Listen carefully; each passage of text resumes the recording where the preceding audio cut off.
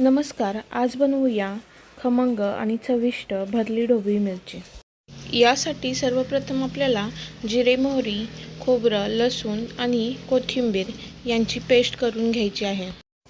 त्यानंतर या मसाल्यात कांदा, घरचा मसाला, मीठ, हळद, शेंगदाणा कूट आणि थोडंसं तेल असं टाकून मिक्स करून घ्यायचं आहे.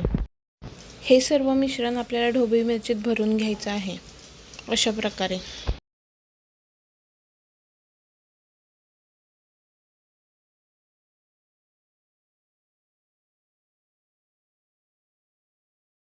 त्यानंतर तेलामध्ये थोडासा लसूण टाकून फ्राय करून घ्यायची आहे ढोबळी मिरची.